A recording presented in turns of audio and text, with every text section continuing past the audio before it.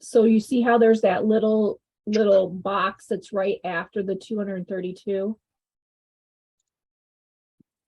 And when it's only 4 data values, it's not too terrible to type it in.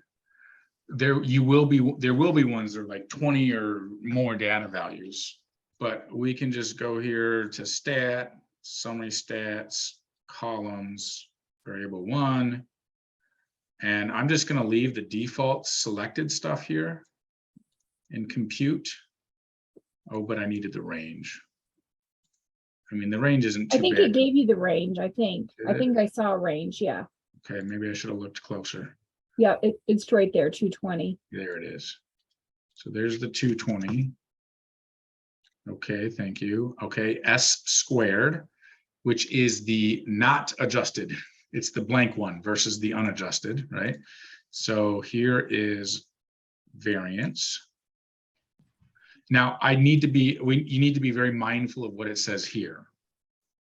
In this case, the variance happened to be a whole number, so there isn't any rounding. We can just copy and paste. And then the standard deviation, notice it says round to 2 decimal places. So one thing you can do is you can select it and paste it in, and then you can round it. So because the number after the 4 is a 8, that number, this would become 0.85. It might also be just fine to like look at it and say, okay, I know what that's going to round to, or whatever works best for you. So now we can go back in and redo them, correct? 100%. You can do those as many times as you want. So let me show you, there is a place where if you don't, you got to watch this, because here it says changes made will affect your score. That's what you want to see. If you go to, oh, I shouldn't go to the grade book because then you'll see people's grades. But if you go through another place, it will say changes will not affect your grade. So you're just like practicing, and you don't ever want to do that because you can't ever hurt your grade. You can only ever make it better. So just make sure this is saying you're improving your grade. I don't know if that makes sense. What's this one look like?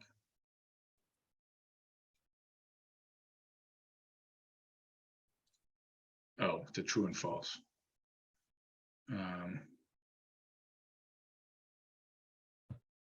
Oh, that's scary, huh? It's like you have one shot to answer it. The rest of these don't look like they need StatCrunch. Cool. Other questions y'all have? He's looking at StatCrunch or my StatLab homework. Yes, Patty, thank you. Sorry that we were looking at the 3.1. Does it show it here? 3.2 question number 1. 3.2 question 1, and we were looking at how this button, wait for it. This button right here opens things in StatCrunch. Click it, it gives you these drop-down options, open in StatCrunch, and then you do all your stuff there. Which I think was on our quiz last week. We could do that on some of that. Mm-hmm. Yes, it should have been. Yes. For those of them that did it 12 times, Eric. No, it wasn't Eric, because it was me that said I think we should do quizzes. So I'll take the blame. But I'm the one that said I think we should take them away too. I felt so guilty. It's such a hard line to walk, right? Is what's enough practice and what's too much and what's not enough. And you all are such fantastic students. Like, we don't have to worry so much about you not taking the homework seriously as practice, right? Some people just wait till the last minute and don't get any work on it, or don't now practice. I gotta be careful what I'm saying. Don't practice. Yeah, you don't practice. Some students don't do that. I don't want to be an ageist, but it tends to be the young ones. Okay, so today in the morning's class, we only got through 3.3, which is fine. But first, some folks in the morning class had questions on the chapter, what was it? The 3-2, number 2 worksheet that you're turning in for Cindy tomorrow. Does anyone have any questions on that? It doesn't have to be turned in until Sunday. Or till Sunday, whatever's correct. Didn't want them freaking. And it's fine if there's no questions. I just want to make sure you have the opportunity to ask some if you need to. I had questions about E. E? Yeah. Okay, So did I. good. Let's look at it. 3-2, number 2. This question was the probability a randomly selected test taker.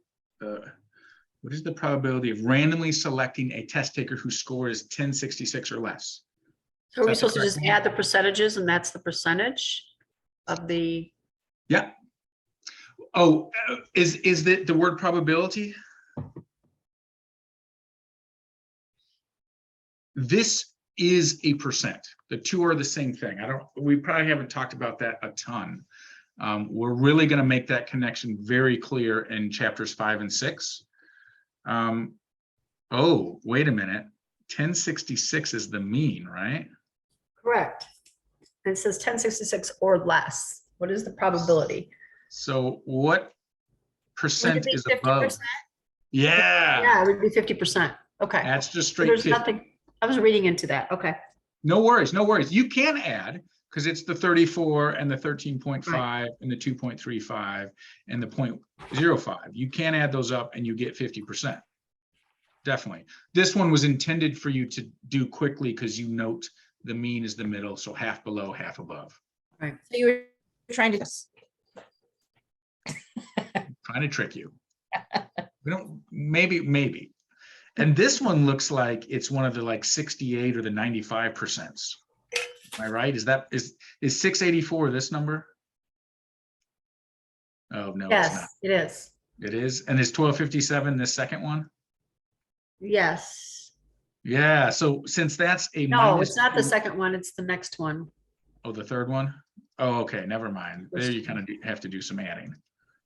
I got 81.5. It's the first standard deviation It's this I first put- standard deviation. to the First. right. 57 is the first, yeah. Yeah, that's right. Okay. So yeah, you get 81.5%.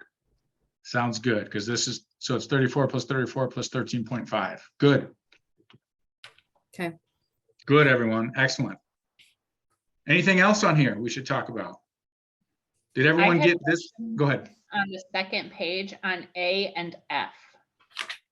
I was about to say about F.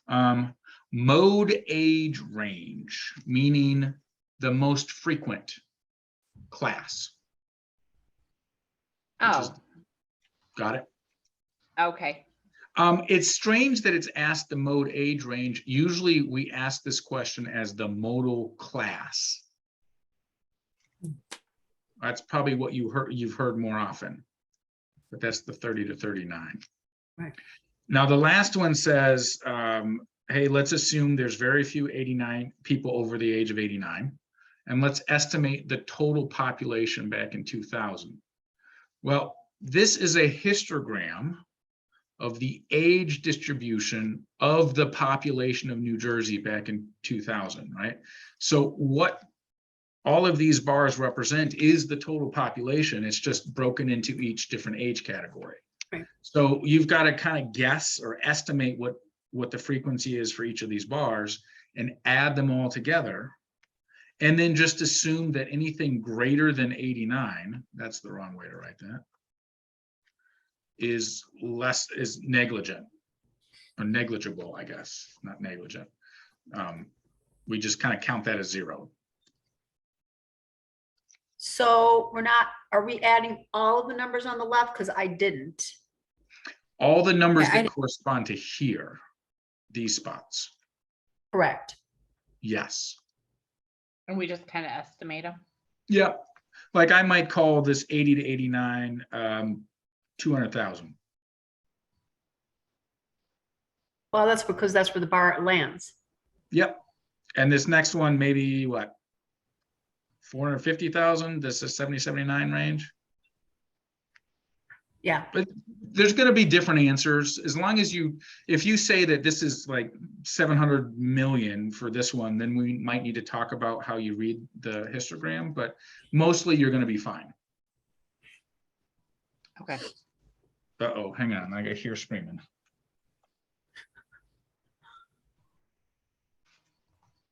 you guys, number E, for some reason I drew a blank. Did anybody else, like, I know we discussed it. The data We set use is the skewed. empirical rule because the data is skewed. It's skewed because it's skewing to the right. Right, yeah. Correct. If it was the empirical rule, it would be a symmetrical Symmetrical. bell shaped. Right, 'cause Totally it- drew a blank on that. Thank you. So for F, he said we have to add all of them up and then divide to get the average? Is that what we're doing? We're not getting an average, just this is estimating the total amount of residents in 2000. So you would add, like, go to each bar and add what you can think, what looks like is the, you know, like the third one is like kind of in the middle, or the second one's kind of in the middle. And add them all up. I don't know why, but I came up with 200,000. I just thought they meant what like to, Oh, because you just did the 200,000 for 80 and 89, but Yeah. we want everybody. Is that right, guys? That is correct. You want to add all those bars together. So you have to estimate each one of those bars and then add them all up. So it's a lengthy problem. Jesus, okay. And don't let I always remember, it's in the millions, by the way. It will be in the millions. Right. I mean, the cheat is, let's see, New Jersey population 2000. Okay, it looks like it was 8,414,350. Now that one's going to get you wrong because it said round to the nearest 100,000. So whoever typed in 8,400,000, you crushed it. Like you were right on. But the goal, really what this is trying to help you see is how to read this histogram and how to put that information together. So cool. Other questions, or did we get them all answered?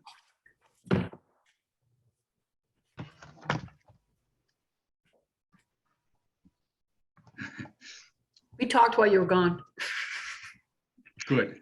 There's at my new house, there's a garden patch in the backyard that's just dirt. And then the whole neighborhood is over with a hose on, and we're just making a mud bath back there. Nice. Fun. So someone was screaming about something.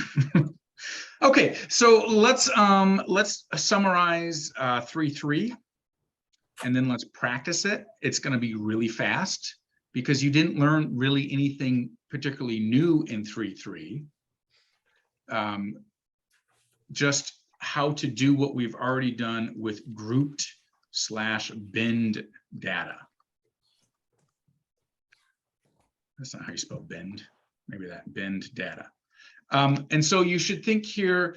Usually, when we talk about grouping, we're talking about discrete data, and so we're grouping all of the same numbers together.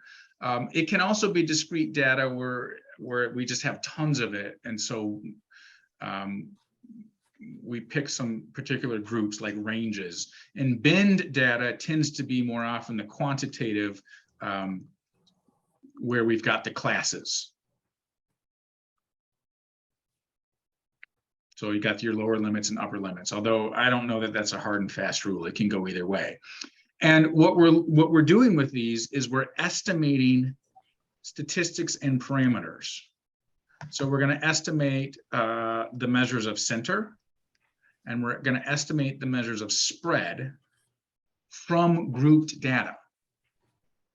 And remember, the two main ways we've seen group data is the frequency distribution, which is the table and the classes or the groups and the frequency. And then the other option is a histogram, which is just a graphical representation of the grouped frequency distribution. It could also be a bar graph. Okay, so just as a reminder, center, we had mean, median, and mode. And then spread, we had standard deviation, variance, range, and IQR. And we're doing all of this in StatCrunch.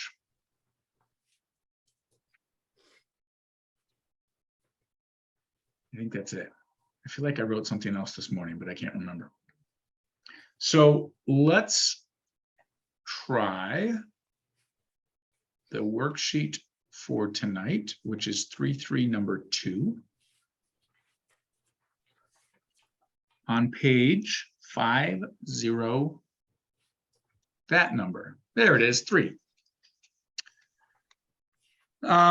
Okay, so how about I set us up with some StatCrunch? It sounds like you all might be pros, so maybe I should just turn you loose on StatCrunch. And you see what you can do. Does that Give them sound good? give them a quick like refresher like you did this morning. Okay, quick refresher. Great idea. Totally agree. And this is a little strange sometimes. So I am going to, well, first let's read the problem. Let's practice our reading. So I don't know, suppose a statistic course has a grading scale given in the table below. Well, not anything super exciting here other than here's the grading scale. Now, whoever the author of this worksheet was is being kind of tongue-in-cheek, because this is the grading scale directly from your syllabus. We're glad you're here, Mary, no worries. So our job is to find your course percentage. Now, maybe you've heard this language. This isn't vocabulary per se for this class. This is more when you take a college class, most often your grade is calculated as a weighted average. Some instructors do what's called points, but points are just weighted averages. It's just a math person that doesn't, or non-math person that doesn't realize points are weighted averages. It's the same thing. So a weighted average is essentially we have these different categories that we assign weights to. And the higher the percentage, the more important that category is towards your grade. And then over here, we have a hypothetical student's grade. So part A is the data, and I'm going to label var1 as data. I think I'm going to do it. And then variable 2, I'm going to relabel as the weights. And then I'm also, oh, I didn't want to do that. Okay. I'm also going to label these. You do not need to do what I'm doing here. This is just to help us keep track that I'm typing the correct things in the correct spot.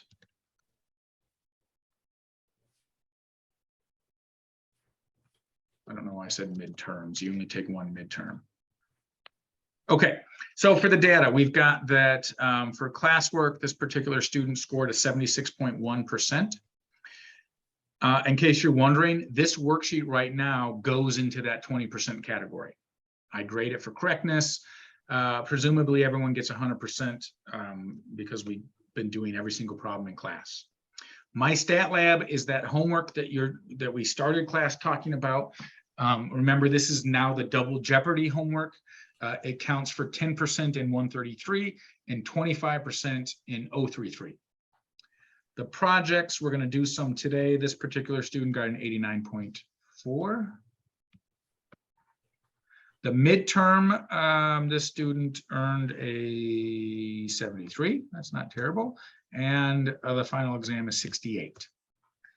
Is anyone bothered that I put these numbers in as percentages and not decimals? No. Okay. It doesn't matter as long as all of the numbers you put in are the same. Like for example, I could do this as 0.2, 0.1, 0.2, 0.25. I don't want to, but I could. And as long as everything in that column is the same format, we're good. If you mix and match, then you're in trouble.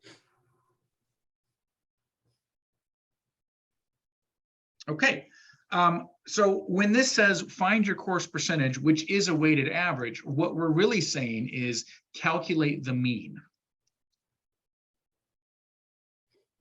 So here's your review. To get the mean, we go to stat, summary stats, grouped binned data.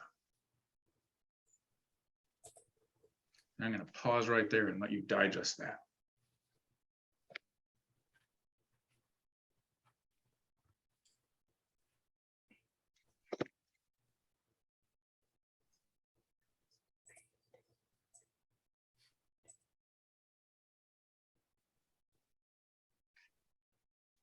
Click it. And now we have to think carefully about what's going on. So the bins, if you recall from histograms, I think is when we did this, that's the data set, which is also corresponds to the classes. So it's a little wonky, but these are the data values that we've collected. It's the thing we've gone out to the field to find. In our case, I labeled it data. So there you go.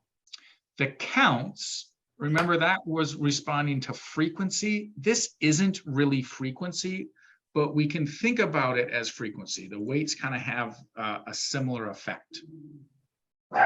Okay, Sophia. So all we need is this. There we have it.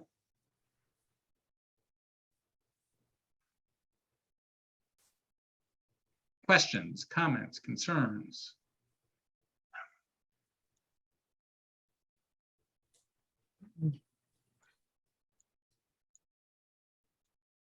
So because we're doing this in the stat crunch, you just want us to write just the answer.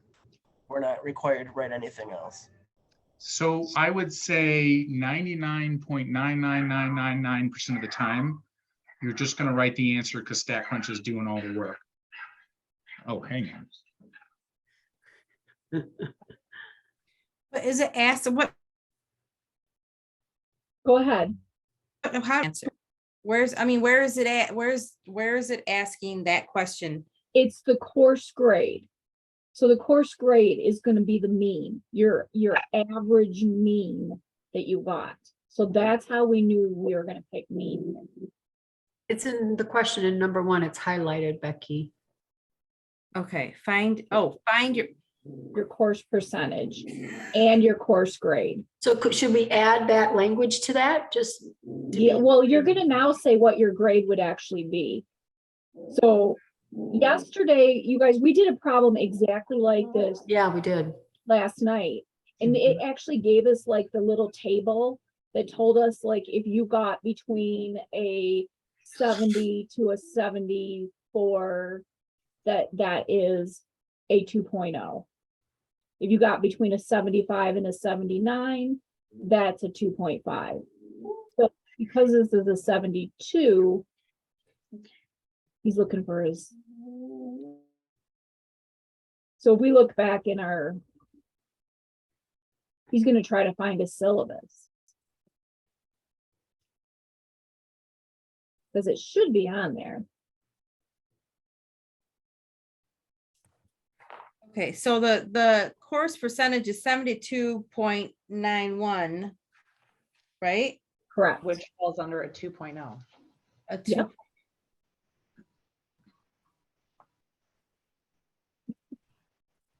This is reassuring. I did it right. Thank you. Oh, we have to refer back to that other sheet? No, I mean, you guys, it was, How, that's what I'm, I mean, it probably shouldn't have asked that. It probably just said, should have asked you, since they didn't provide you with that table on this one, right, like. it would have been, should have just said, what is your course percentage? But it does Otherwise, state you, that yes, your syllabus. It what? It does state at the end of the first, like where it tells you what to do, it does tell you you'll need your syllabus. oh, okay. Oh, it does. It is 2%, Cindy. I looked. To syllabus. Yeah. So part of this is to trick you into looking up how your grade is calculated, because we actually want you to know how to do that. So that's part of why it's asked.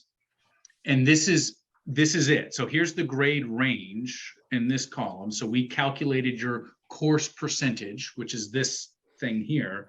And then here's the GPA that gets recorded on your transcripts.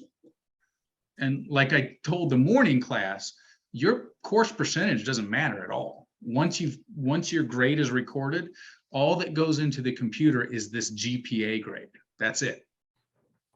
So if you earned an 89.5% in the class or 100% in the class, both of those students get a 4.0 and they have the same grade, even though there's a vast difference between the amount of work and whatever that goes into getting that 100% versus 89.5%. Does that make sense? Are we okay with that? Sorry, my dog, I thought my dog was getting beat. You want us to put the word grade after 2 point or no? Yeah, Doesn't matter. no, doesn't matter. Okay.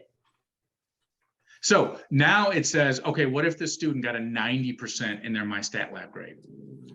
Okay. As opposed to a 45.6. So go back to StatCrunch. Here you see why it was nice to label these things, because we're going to change this to a 90. And it's a little weird in StatCrunch when you change something, you have to hit enter twice for it to more or less go into effect. Nice, Will. I agree with you. You go to summary stats, group bin data, run that same thing again that you just did, but we've changed the one data value. And easy, 77.35. Right, which bumps your grade up to a 2.5. Hey, what are you doing out there? Oops, sorry. Oh, you're good. I was trying to soothe my dog with the mic on. That was a dog thing. I see it. I mean, I talk to my kids like that too. It's cool. What are you doing out there, sweetie? Okay, so let's see. Let me write that down so we all feel good about that. Anyone have any questions on this? Okay. Well, I let one response and then half second answer it. Try number 2. You can use StatCrunch. You can go without StatCrunch. I think StatCrunch is probably nicer.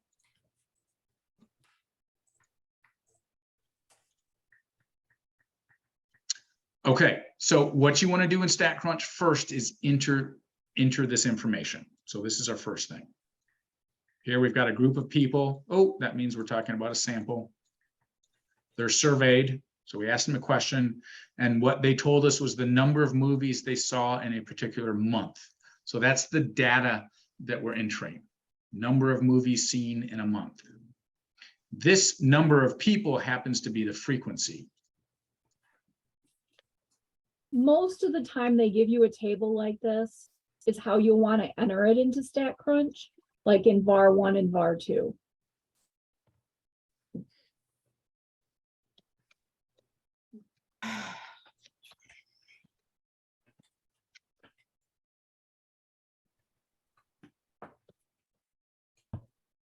Okay, I'm gonna let you all type and make sure everyone's alive.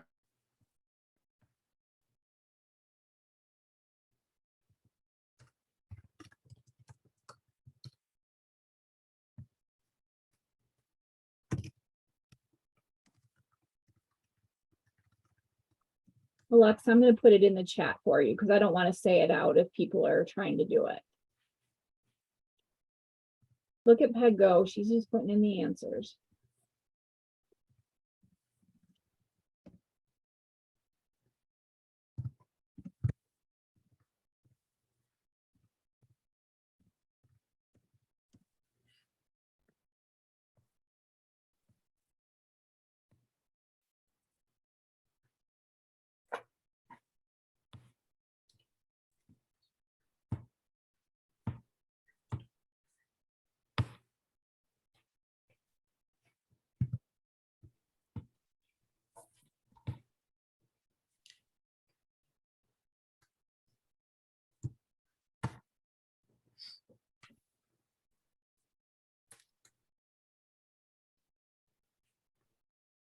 Sarah, it will matter.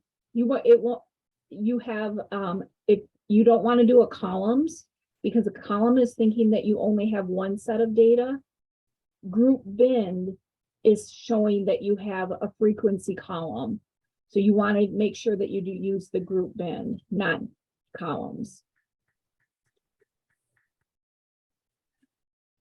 And that's actually a really important distinction to start trying to keep track of, is how do you tell if your data set is grouped binned or just a plain old set of data?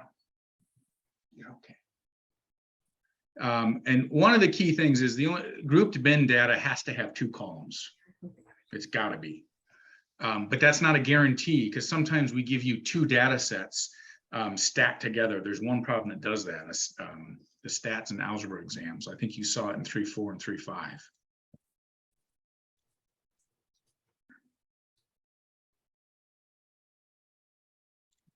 So, so let me note, I think we talked about this, how many people took the survey.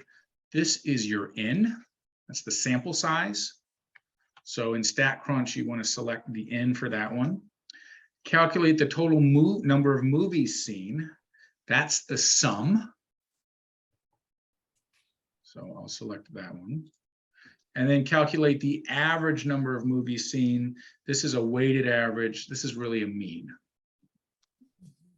You're okay. Compute, and there's your numbers. Well done, Peg. Sarah, do you feel better about the 107? Or should we talk a little bit about it? Let's talk about it, even if you do feel better. Because someone might be wondering, where did that actually come from? How did StatCrunch get that? What StatCrunch is doing is it's multiplying these numbers together. 0 times 4 is 0.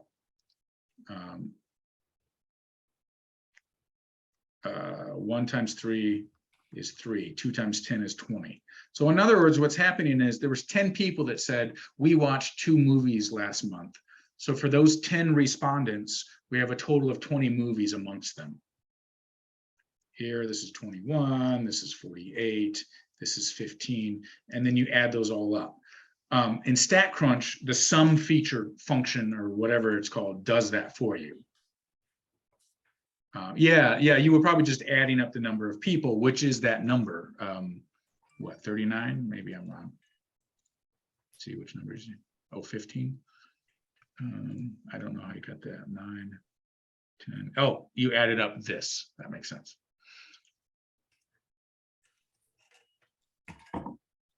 Anyone bothered by the 2.74 movies per person?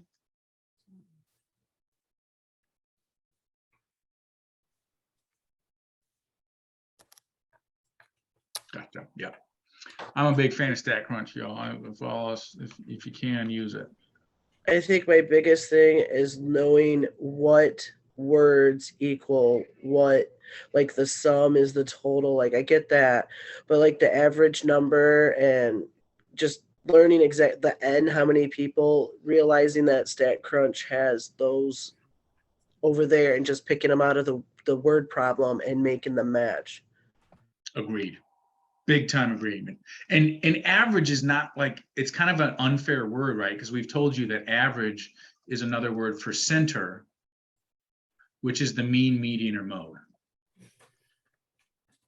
You know, it's one of those 3 options. The hint here, anytime we talk about a weighted average, that's a mean. That's kind of giving that away. Can I jump in and ask a question real quick? Please. Okay, so on the right on your screen, under your small box where it says options, approximate summary statistics, how did you get, like when I did this, I just did Control A and just got everything. And then just Gotcha. took what I needed.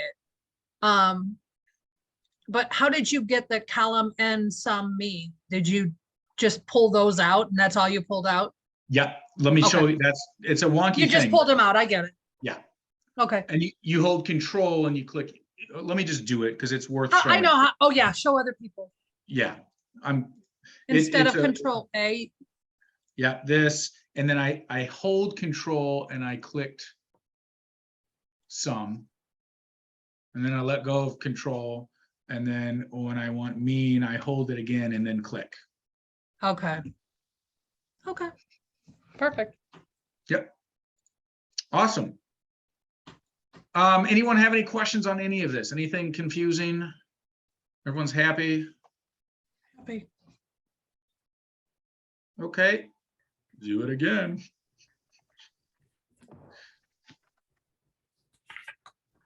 Do you all remember class midpoints? Do you want, so Cindy, maybe you tell me if I should do it or not. Okay, so I did hear back from a few people this afternoon. And they said they were very confused on using StatCrunch for this and that and it was like Laura, Brianna.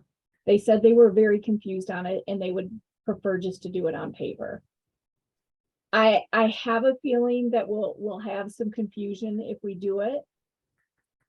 It's So up let's- to you though. let's Like not- I did mine on paper. I couldn't, Oh, so you were on this morning then. no, I wasn't. I just did this on my own. But I Okay. did mine just plain with a calculator because I was like, I thought that when I did the Control A to get all the options, I didn't think that there was any frequencies in there. There's not. So I was like, I'm not using it because I'm gonna have to do this anyway. So I just did it all with my We did not calculator. show you guys how to find these things in StatCrunch. There is Yeah. a way, but it's very confusing. He showed it this morning, but I think people were more confused on how to do it because you have to still know the formulas on how to get it. And by the time that you put it in StatCrunch, you could have just used your calculator and done it. So That's how I did mine, was just use my calculator. yeah, I honestly feel like, here's the thing. If you want to see it done in StatCrunch, why don't you wait to the end? Eric can show you. I think, Eric, what we should do is anybody that wants to see it done, just wait and they can do it. Because a lot of them are saying that they're just doing it in their calculator right now. They know how to do it on paper. If anybody wants to see it done so that you're not like spending the time doing that, wait to the end and they can stay after and you can show them real quick. Yes, I totally agree with that. Because Um, like I said, I think Yeah. that We spend way too much time doing it and it's not even like a necessary thing. So, exactly. I totally think agree. they're okay with doing it on paper. Yeah. So I'll let you all do that. And then you will want StatCrunch, I think, for the mean and standard deviation. And all you need is the midpoints and the frequency to get that. So how much time? 5 minutes? Let's do 5 minutes. Set a timer for 5 minutes.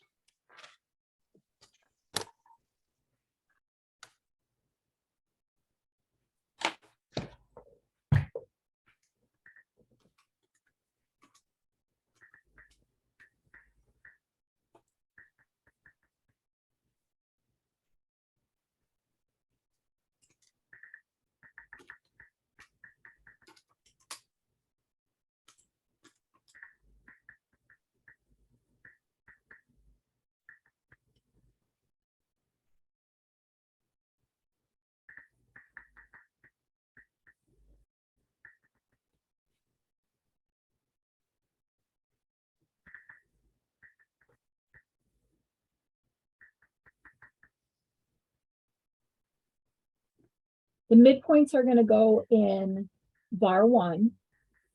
And then remember, frequency will be bar 2.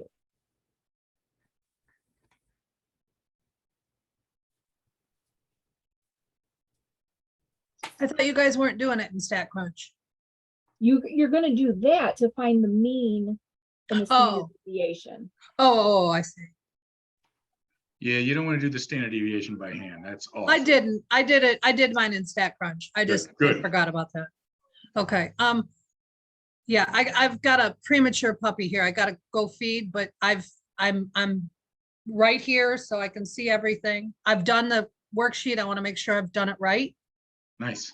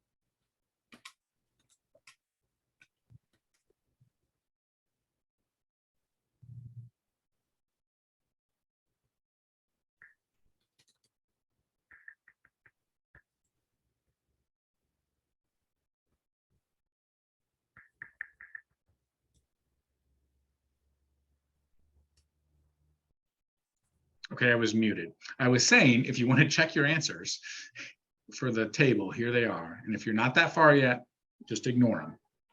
You guys, you probably rounded though, like it said. And these numbers aren't rounded. 100%. Yeah, ignore those, do the rounded values. Yeah, I rounded. That's what should it have. should be. And when I added up, everything added up the way it was supposed to add up. So I'm Nice. fingers crossed. You I did love that. good. I gave myself a little fist pump. Yes, you did. I love it. That is so awesome.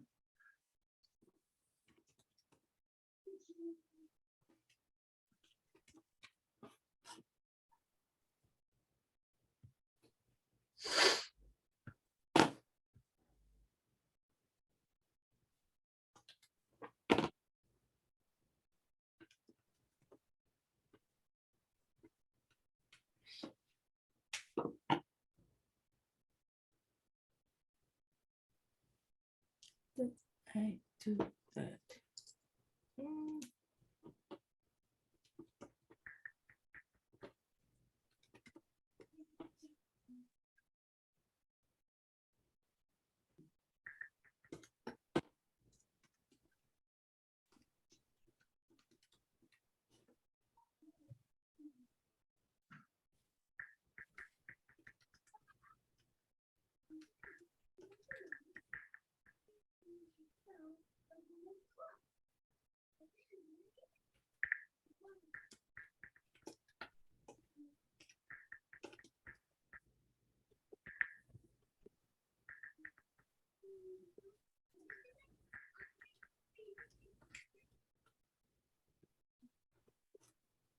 Sorry, here I told you you could check your answers and then I moved them away.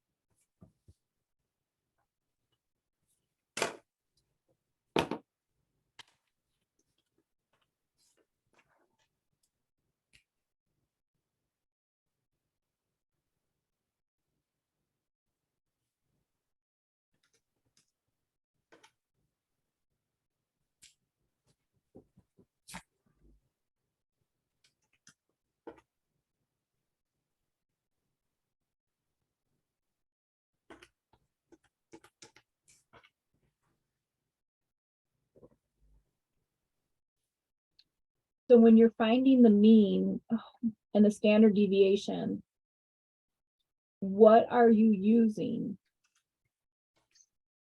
as your var1 and your var2? Class midpoint is var1 and Yep, frequency is var2. correct.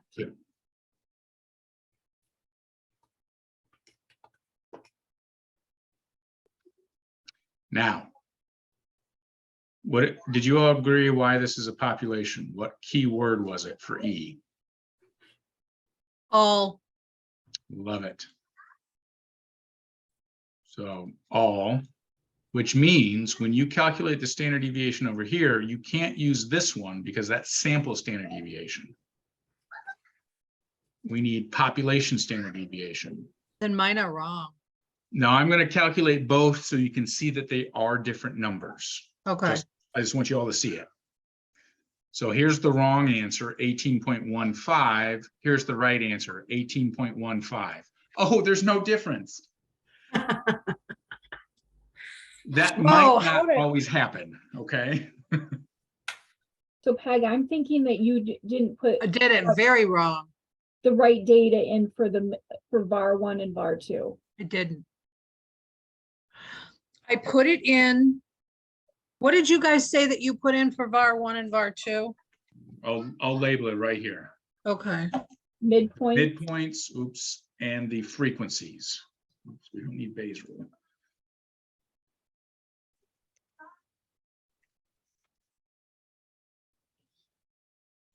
Okay, because when I was doing that, I'm like, why did we have to get the midpoints? I'm not using them anywhere.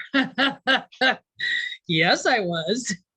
Well, and if you think about how this is calculated, you're doing this times this equals something and then adding them all up.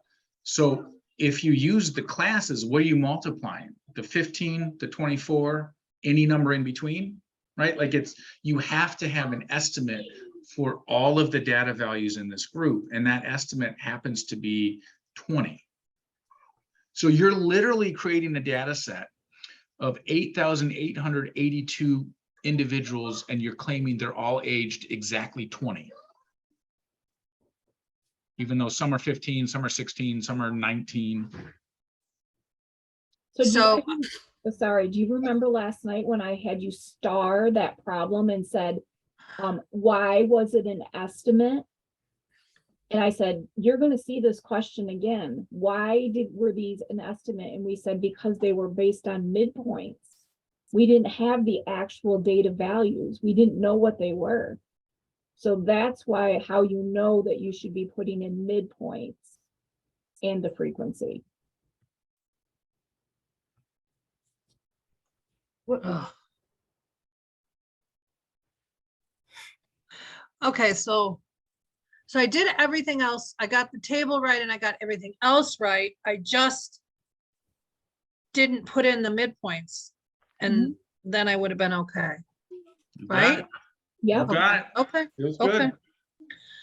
I hopefully I didn't rush anyone. This is skewed right. Does everyone understand why? Yes. Yes. Good. And then because you said yes, I'm going to go ahead and explain anyways. Should have just done what I was going to do instead of saying. So you can draw a histogram. If you think about, these are the heights of the bars. So they're going to look something like this. And then the other thing you have to do is think about turning this on its side. And I might actually be able to do that.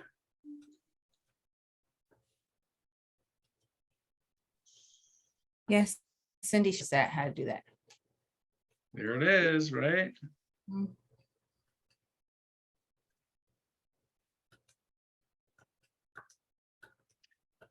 Cool. Okay. Is anyone lost on any of these particular questions that we have here? And then I want to make sure someone types in their answer for this sentence, because it's a really Or they important. can, oh, yeah, he That's all wants we to, put is the word all. Oh, all equals population. To me, it's just noting that it's all is good enough, but maybe we should say it's all deaths in 2019. Maybe that's a better. So for if I adjust my wrong answer to the right answer, and I don't know if I wrote this right. Let's hear it. We can, hang on. That's enough, Fee.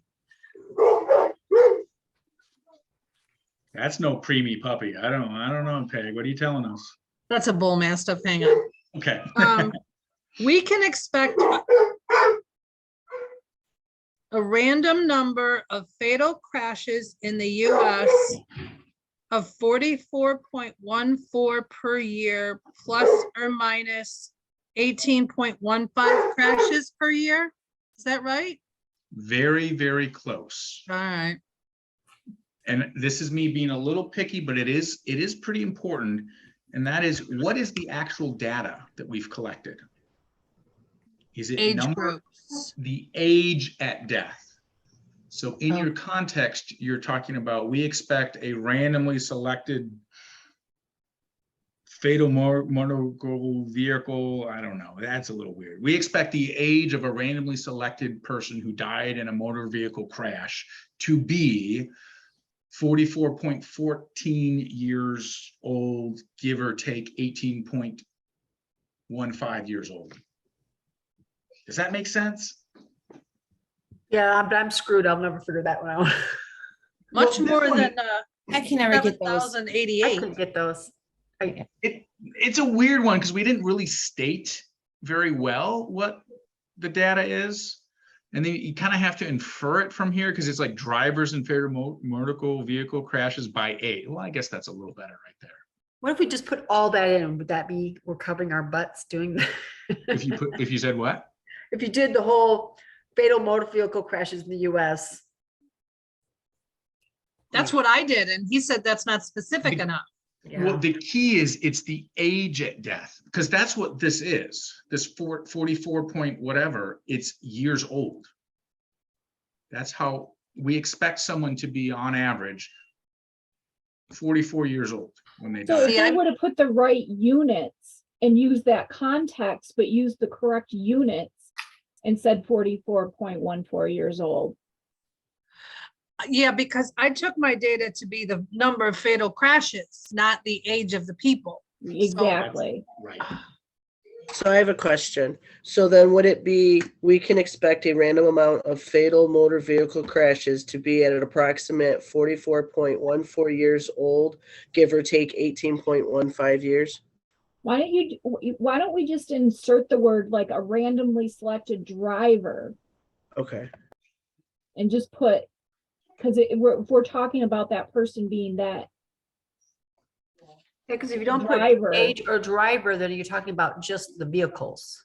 no, we're talking about the driver's age. Right, but I'm saying if you don't, then it Oh, sounds right, like right. Then we're thinking exactly. We're just talking Patty. about the age of the car, Exactly. crash of the car, not the person. Okay. It'd be cool if our cars would last 44 years. Yes. Randomly selected. Eric, you're going on it, right? 2008, how old is that? My husband's is a 1997, so he's got you beat. I was gonna Big say I could time. beat that. I got 2004 or 3. No, he's got a 1997 Honda Civic, so No, that's gonna go forever too, isn't it? yeah, it's got Honda's good. 300,000 or something on it. Nice. Still kicking. Isn't there a car, isn't the Art Mo thing here in Jackson? And Don't they Art have Main? a car that has 1 million miles on it? Probably. I have a question on number G. How did you come up with 18,989? I know Great that question. I thought we were adding like all of them up from 34 to 0. Like I thought we were adding each class. Well, it's just these two though, because it says the keyword is less than 35 years old. Oh, I'm looking at something else. Okay. Sorry. If it had, no, you're good. If it had said greater than, you'd add up the other ones.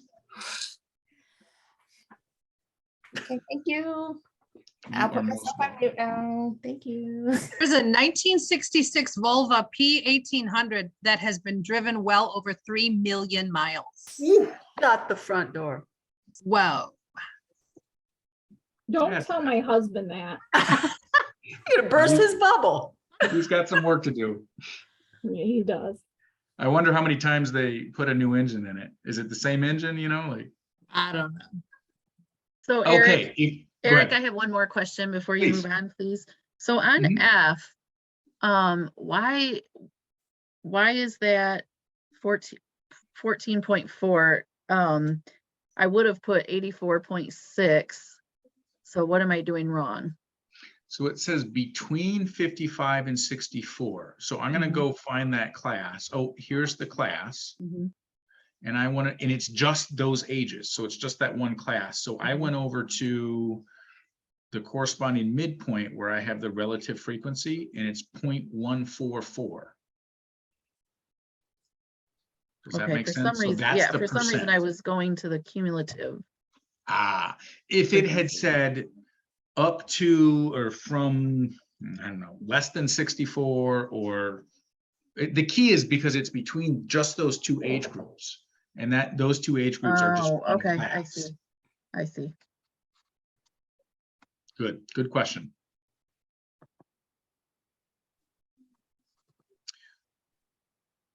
I don't want to rush people. Why don't we finish do number 4 and finish the worksheet? But if there's other questions, please jump in and ask them. Is everyone have access to Bibliu and My Math Lab? I still think we have one student who's having issues, but I got an email from Bibliu that said, all of your students have their issues resolved. Are you happy? I'm like, well, if that's true, I'm happy. I have access, but Bib- I've never gotten into it. Like, I don't use Bibliu for you guys. no, I no, use no, it- no, no. That means you guys are in my stat lab. Yes. That's Oh, what we're okay. at. Oh, okay, Oh. yeah, Yeah. yeah. Okay, good. You had to get the code from Bibliu, and then that gave you Right. access to Stat Lab. I'm sorry, that's my bad. I should have made that clear. Does anyone need a little help getting going on this dot plot, or are you all pretty happy about reading it and what's going on there? yeah, we're gonna read All it. right. What is the modal? So recall that a dot plot is literally the data values grouped. So the reason I'm putting these numbers here is I'm counting up how many dots there are. So note, well, actually, can someone tell me what is the data that we've collected? What's the variable? Number of The number of pets. pets. Set. Good. Where did we collect it from? Household. It's in the subdivision. Okay, so the first question says, what's the mode number of pets per household? 1. 1. Because there were 7 households that had 1 pet in it. That's the most repeated data set. Wonderful. Highest frequency. Highest frequency. Nailed Highest it. frequency. Mhm. Oh, it says explain why. Highest frequency. Skip that this morning. Okay. How many houses are in the subdivision? What do we need to do? Count the dots. Nailed it. 17. That's what I did at first, Good. but then I said no. And I just put 7, the highest frequency, because what I did in my head was I put households on the left and I counted up to the highest. I had 17 and I changed it to 7. So I'm putting Hey, a that's 1 in great front of evidence it. for why you always go with your first thought. Isn't that what they say? Right. Like, the first thought is the correct one. Don't second guess. Yeah, good. Okay, now the tough question. How many pets are in the subdivision? 12, and I almost screwed up by counting the zeros. 25. How did we all get those? 25. 25. How do we do it? Well, there's How did we 7 get dots. 12? Seven dots times 1 is 7. 3 dots under 2, so 3 times 2 is 6, and then 4 times 1 is 4, and 8 times, Oh my goodness. and then you add those up. So Oh, Peg, no. don't feel bad. That's a really common mistake. And you see what it is, right? You counted how many dots, but each of these dots have a different weight. These dots count for 2, these dots count for 1, this one counts for 4, that one counts for 8. This is what I get for trying to get ahead on these worksheets. Hey, no, stop beating yourself up. Dang. You did Well- great work. And you're catching the mistakes and you're making them now instead of on the exam. That's the Right. point. That's I want you to true. I want you to make them now. Awesome. Okay. Then how about the mean? How are we going to do that? Go to StatCrunch. We could, yeah. We would have to convert this data set into like a grouped table. We could do that. So Average. yeah, and it's a weighted average.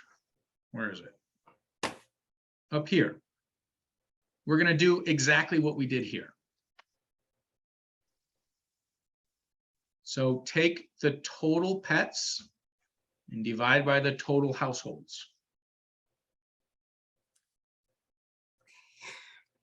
Does that make sense?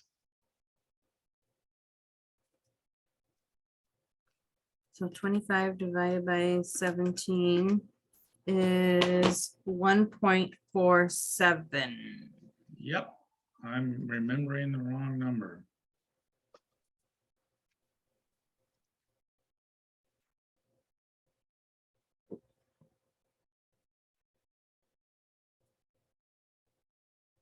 Anyone bothered by that 47% of a pet? A little, but I'll get over it. Check this out. There are 25 households and we've split, let me try again. There are 25 pets and we split that those 25 pets amongst the 17 households, and we got that each household has about 1.47 pets. Note what 1.47 times 17 equals. That's why you're always going to have a weird wonky mean, because we're splitting, especially if it's discrete numbers, we're splitting whole numbers amongst different parts, and we're trying to spread them all out equally. And it's not going to work because they weren't spread out equally in the first place. These crazy people, right? That's my household. So expect that. Mine was just, it was just satirical, 47 hundredths of a pet. That's all mine was. Yeah, a couple toenails. I get the concept. Good. I'm trying to hammer that in because it shows up all the time. How did we feel about median? Isn't it? You'll remember this old school thing? Cancel, cancel, cancel, cancel, cancel, cancel, cancel. I'm counting towards the middle. Oh, there it is. Perfect, Sarah. StatCrunch could have given us that too. You can kind of just look at it and say, oh yeah, it's definitely going to be in this column somewhere. Even if it was an even number of data values, we'd be adding together a 1 plus a 1 and dividing by 2. So we're definitely getting a 1. Hey, Peg, you got this answer? Do you see why this is wrong? I do, I think, and this is what I wrote. I wrote, because the data is skewed, so the median is the best source of measure for this. I Is that love right? that.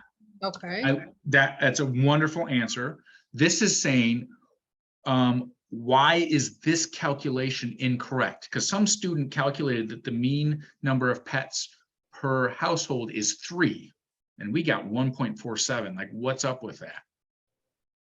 There was the multiplication thing.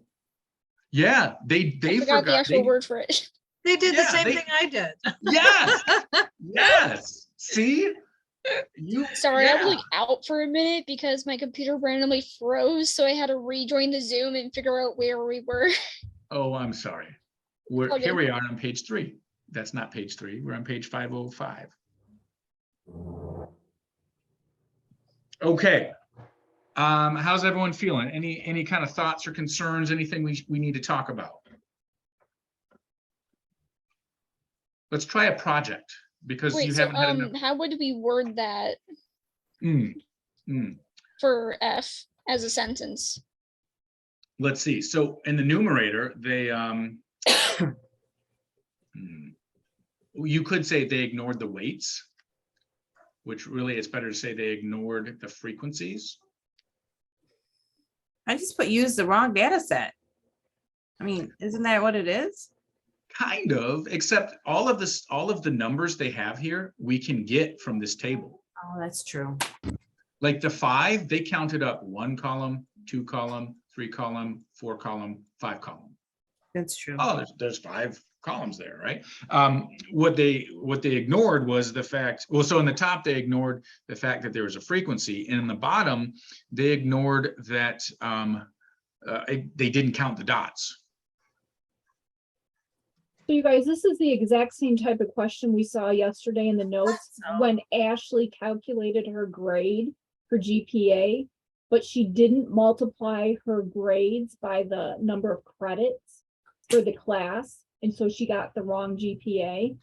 So we said the same thing. She Right. ignored, we said that at that time, she ignored the number of credits, which is the weight as well. So it's the same type of thing.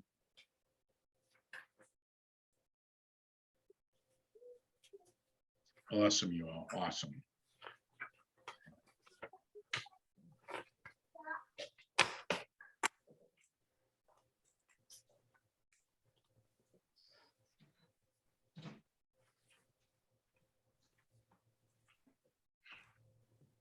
Okay.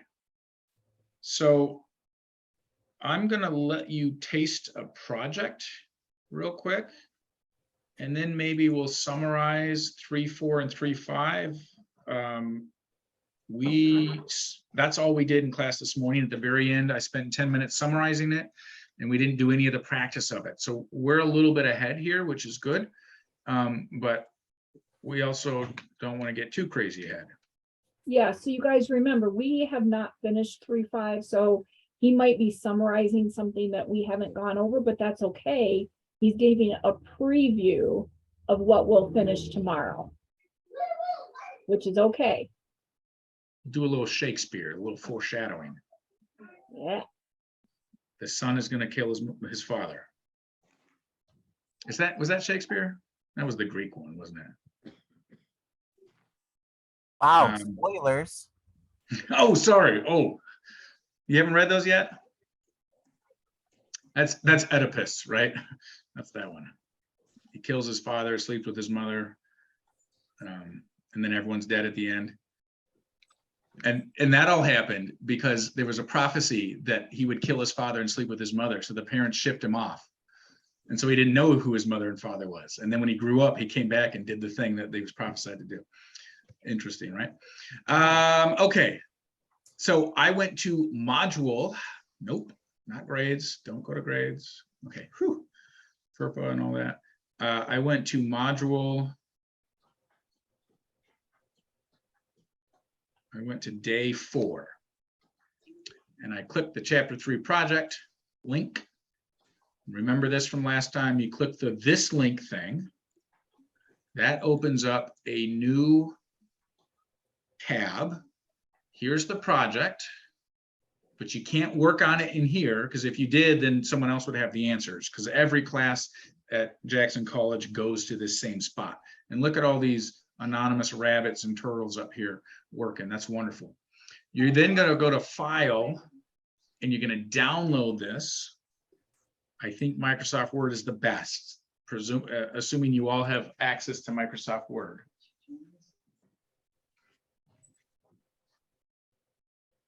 And then from there, I think you all can do this. I don't think you need me. But I am going to remind you how to get there in StatCrunch. Can you tell me where this worksheet is? Oh, it's in your module. Sorry, I missed that. I walked. You're away. good. Yep. Day 4 or 5, I think. So if you're in here in StatCrunch, you need to get back to the home page. So click the StatCrunch name. And then go to data sets. Looks like I'm logged out. Nope, I guess I'm okay. And you just have to pick one data set that has a quantitative variable. Let's see, does superheroes have it? There you go. You want to know the average weight of a superhero? Grab the superhero thing. That's strange that they have data on their weight.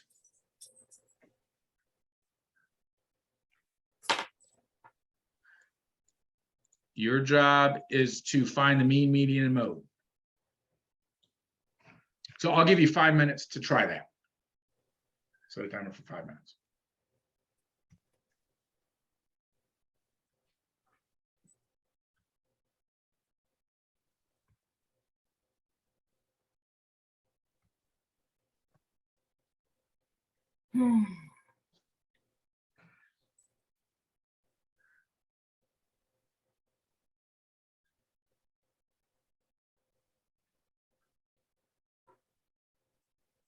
Sorry, I had to step out of the room. What data set are we supposed to use?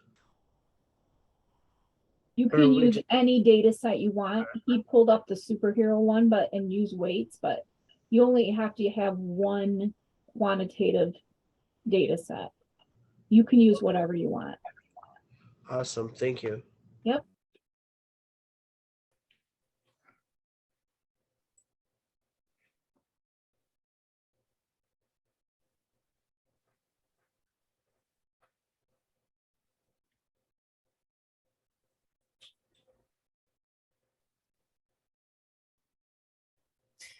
Can I print this and then write it and then scan it in, or do I have to do it actually on here? Well, there's gonna be some graphs that you're putting in there, so you need to do it on there. Okay.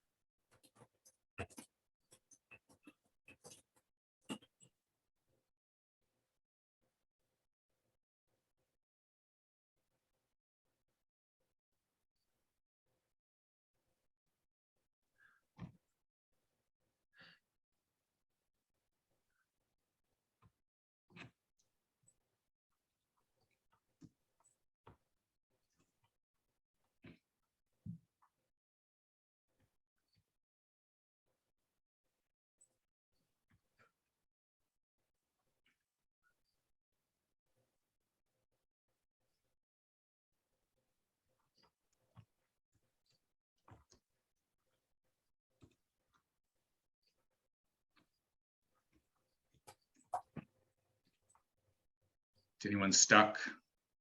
Eric, I'm thinking what they might be is when they get to, remember there was something different when they went to copy their table in this one. I'm gonna quick generate a table for you all. Here's a great place to ask yourself, should we be working with grouped bin data, or should we be working with just regular data? This is, Should be working. And the answer depends on the data set you picked. Most likely, there isn't a grouped bin data set that you grabbed. So like if I look at the only two quantitative columns in this data set, it's just a column of data. There isn't any saying like, hey, there's 15 of this particular data value, or there's 100 data values within this range of numbers. So most likely you have just a data set, and you're going to use the click the columns thing under stat, as opposed to the grouped bin data like we've been doing. So one of the keys to look for group bin data is the word, if you see like ranges of values, or you see something that says midpoints. Okay, so I'm going to do the weight, the mean, and the median, and the mode were the three things. Notice I was holding control as I clicked the ones I wanted. And then compute. And here's my stuff. Oh, there's multiple modes. Hooray. Now, if we tried to do the options and copy thing like we used to, it gives us a thing that says, click on the output, drag the mouse to select a portion, blah, blah, blah. So this isn't a graph. So what you have to do is click inside here, and you can either do Control A. Notice how it selected everything. If you're a Mac user, you do Command A, or you could right click in there, and nope, you can't right click. That's the only way. You could hold and drag with your mouse, whatever's easier for you. You then can right click and do copy, and notice over here it says Control C. That's the keyboard shortcut. So when you copy, you come, it's put into the whatever that's called, notepad or whatever. You come over here to where you're pasting the table, and you right click and do paste. Or you can do Control V, and there's your table.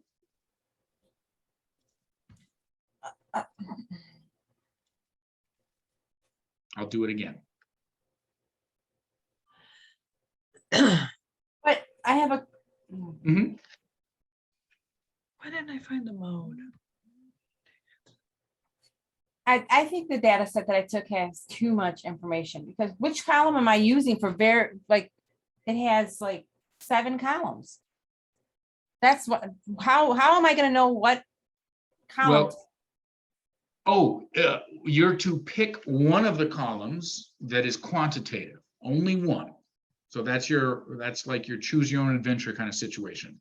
Which Okay. one do you like? Okay, all right, so the data set that I chose, so it's asking the data set, which is movie budgets and box office, right? Is Right. that what it's asking? Okay, Yep, good. and then, oops, and then treating your data set as if it was a sample, find stat crunch to output. Okay, so I can pick any column? Any quantitative column. So you Okay. can't pick movie because it Right. won't be able to calculate a mean. Well, But it's yeah. got domestic gross, worldwide gross, it's got Yep. budget, I mean, Yep, so pick any. anyone you want. How did you get mode? Because I'm not seeing mode in my choices for statistics. It is, where is it? It comes after, it's at the very, very bottom.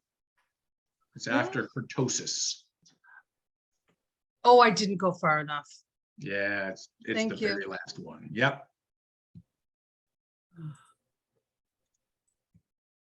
Mean, median, mode. Let's do budget.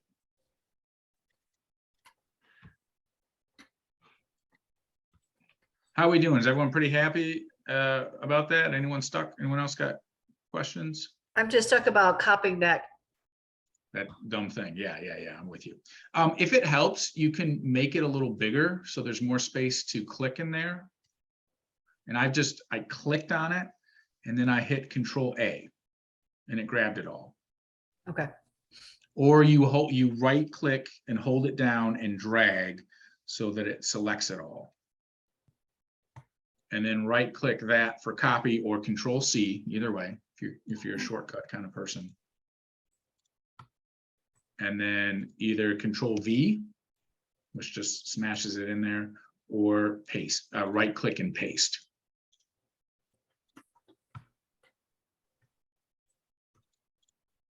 Right.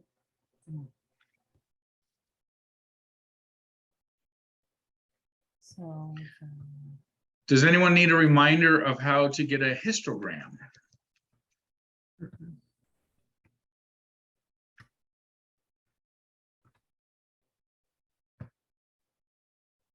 I was going to do it anyway, so I got to stop asking when I'm going to do it anyways. Okay, awesome. Thank you, Jessica. Now I feel good that I was going to do it. So a histogram is a graph, so it's under the graph column and the histogram column. And you need to pick the same variable, the same column that you picked for your mean, median, and mode. I think I picked budget. And you just select it and compute, and there it is.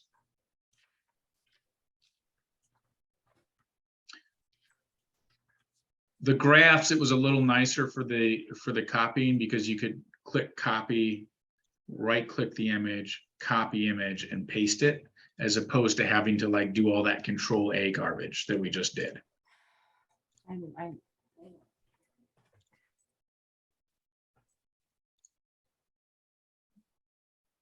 For the first one, I'm confused on how to get that in StatCrunch, like what to The data set. go to.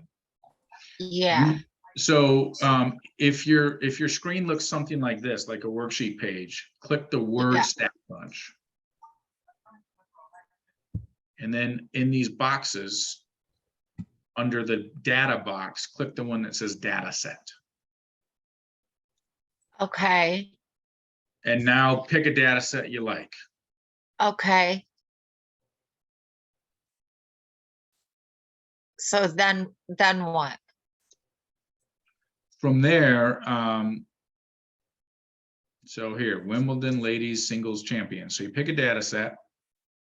And when you open it up, the first thing you have to evaluate is there a quantitative variable in that data set? This one does not have a quantitative variable. I mean, you could use year, that could work. To me, it's not, so I'm going to go back and pick a different one. Top 100 batters. Let's see, what does that one got? Oh, tons of quantitative data. I don't know what any of these I things. did. Go ahead. I chose the card details 2019 models. Awesome. Is there?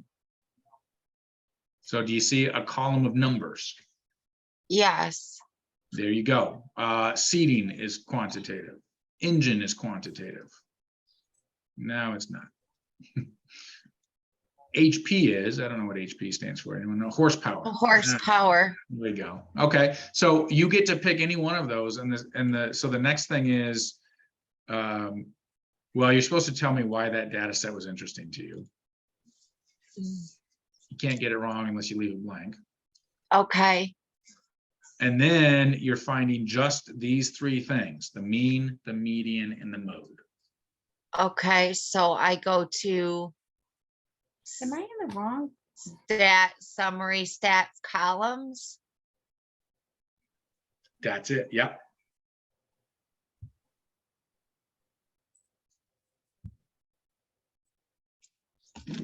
What? Talk to me. Am I must be on the wrong project because mine does not look like shit. You're good. Which one are you on? Number 2? No, I'm on number 3. That's good. We're going to do that one too.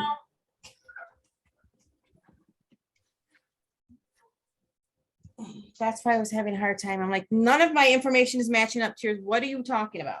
So that's why. Okay.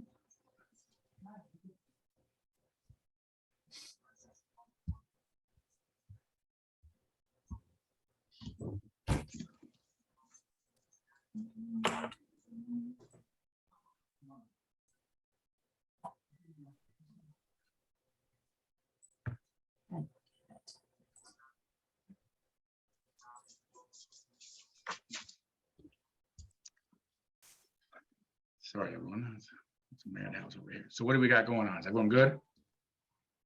Got all our curse words out. We're feeling good about that.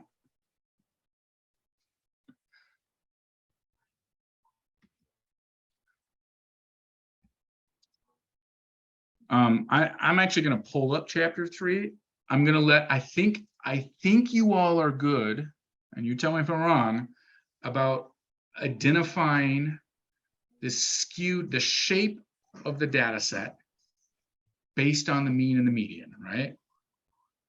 What did we say? Page 76, is it somewhere? You're looking if one is greater than the other or they're about equal. I'm sure that's the wrong page. My graph is very clearly skewed right. And then here you're just saying, hey, did the graph support the numbers? And if you got it right, the graph will.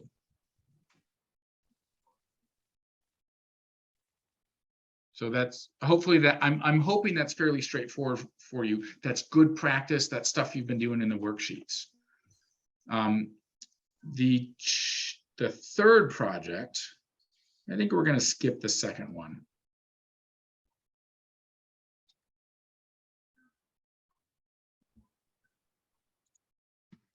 The third project looks like this.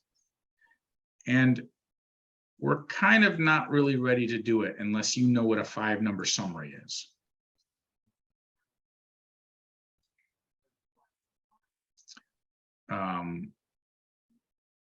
They you do could not. do, yeah, so we're not really ready to do this one yet. So let's maybe summarize 3.4 and 3.5, answer any questions you all have, and call it a good night. I think we've had a really good class period tonight. You all are crushing it. It feels weird to say this, but I'm proud of you all. I hope that helps you feel good. You're working hard. You're doing it. So be proud of yourselves.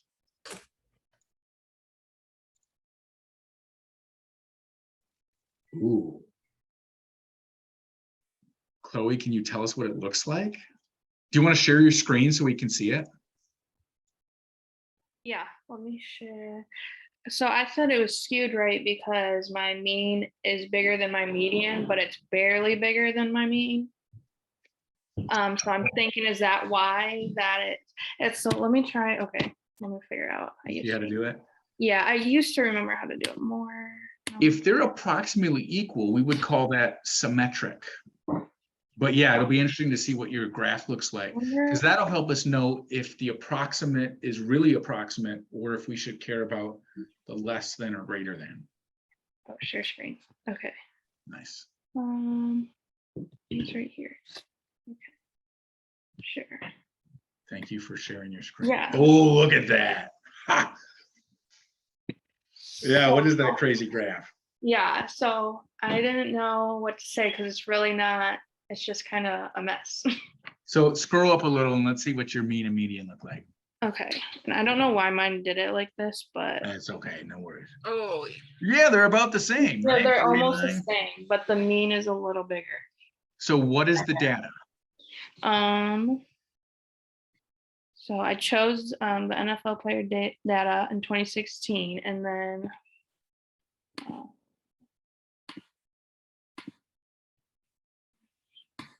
The old Mac. okay, You all must not play video games, you Mac users. Yeah, I know. it's okay. So do I stop sharing to show you like all my data on StatCrunch? Just tell me what the variable is. We don't. It's okay. We don't have to see it. Oh, Like, so I just what is did that? the jerseys, the like jersey, like their numbers. Ah, so that's not really quantitative, right? Because that's their name. So, okay, yeah, it says in the one column, it says jerseys and it's just all numbers. And then there's another column that has their names. So Yeah. it's separate, but so should I change, like, should I do like their age or height instead? You're going to get a more interesting graph, but if you scroll down, I think this is a good example thing to talk about. Okay. That's a uniform graph is what that is, because they're all basically the same amount. Sorry, my husband's doing flooring in our baby Oh, you're room, good. so that's You're what's so good. happening. So you can leave it like that, although it's technically wrong because Right. the jersey number is not. incorrect. Yeah. Okay. So I can leave this Yeah, and then that's just fine. say it's uniform and okay, and learn. And from that still mistake. supports the mean and the median will be about the same under a Okay. uniform. Okay. Awesome. Thank you for Thank sharing. you. Yeah, you're welcome. Anyone else got questions or thoughts or comments or want to share their screen?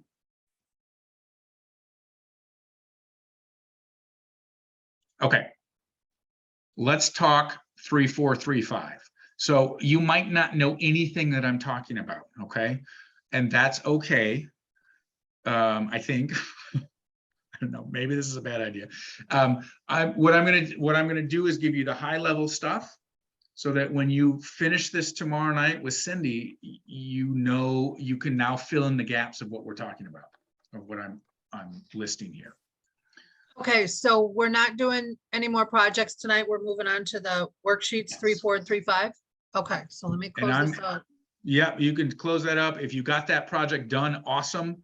No, I'm I going to don't. go, and if you don't, that's okay too. We can talk about it, what, Monday, if you still have questions, or you can come to tutoring hours if you can make it between 8:30 and 11, which none of you can. So you can email me and say, let's meet Friday at midnight. And I'll say, oh, okay, I think I can do that.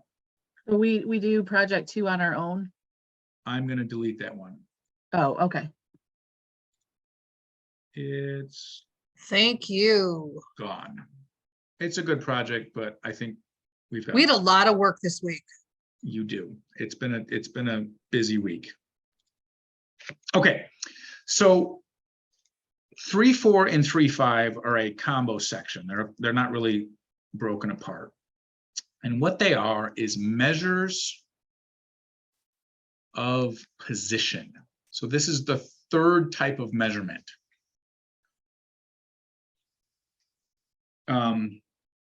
So center and spread look at the entire data set and say, oh, this is a description of all of them. It's like when you go to a forest and you climb up into an observation tower and you look out and you see all the beauty of all the trees, and you're looking at everything and you're taking in its vastness. That's center and spread. Positions of measure look at a single data value and talk about where is this data value relative to everything else. So if you're at that observation tower, you look down at one particular tree and say, what a monster tree that is. Look at how beautiful it is. So it's either seeing the forest for the trees or the tree for the forest. That's in a song, I think. Okay, so this is looking at a single data value and comparing it to all the other ones. Whereas center says, let's describe all of the data values. Where's the middle of all of them? How spread out are all of them? Turns out we have 3 measures of spread, 3 measures of position, but really just 2, because 2 of them are essentially the same. So the first one is very important. It's called a z-score. And there's a formula for it. You might have seen this already. I like to use words to describe the formula, whereas the textbook uses the statistic symbols and the parameter symbols to make it look like it's 2 formulas. It's really just take the data value, whatever it is, subtract from it the mean of the data set, and divide that difference by the standard deviation. You got to be careful with this part. If you're using an old school calculator where you can't see the fraction thing, you need parentheses around the top. Remember, please excuse my dear Aunt Sally.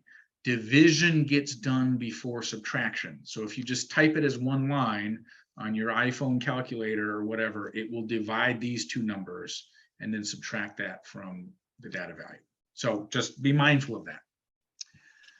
Eric, are you okay with writing down a formula that if we have to solve for the data value instead of them? Can I, so you take the data value equals the z-score times the standard deviation plus the mean? Yes, I love doing that. Because who wants So to you do guys, that? this is what we didn't do last night, but I told you I would give this. I wanted to check with Eric and make sure he was fine with just using this. Nope, plus the mean. Yep. I'm fine. I don't want you using that one because that one's wrong. Thank you. But I wanted to make sure he was fine with this before I just went ahead and gave you this formula. Most of the instructors are fine. Some like to see that algebra done out, but Sure. You guys have enough. Yeah. If you wanted to, you could solve this and prove it to me and prove it to yourself if you wanted to. Multiply by this, add that, you're done. But yeah, awesome. A couple problems, once or twice there's been problems where you have to determine the data value based off of these things. Okay. One of the things that's really important to me that you understand is what this means, because we're going to use this later. Like, what is this a measurement of?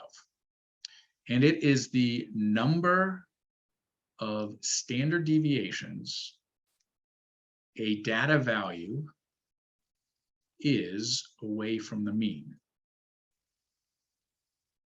It is literally a measurement of distance in standard deviations.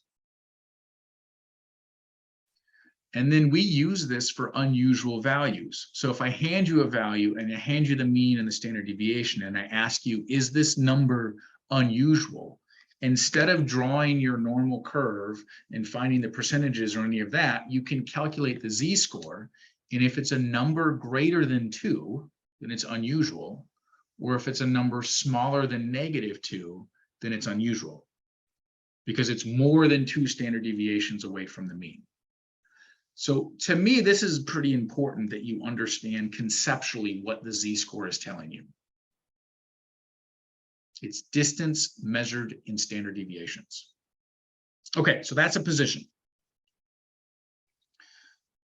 And this is a derived formula from the z-score formula. The next measurement, let's put a 1 on this. The next measurement is percentile. And this one's a little wonky. Basically, we're saying that our data value is at or above this % of all the other data values.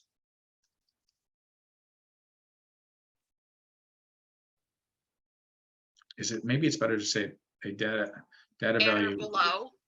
at, or okay. We were using in the book anyways, at or below. Okay, that's better. It's the % of data values at or below the number, the given data value.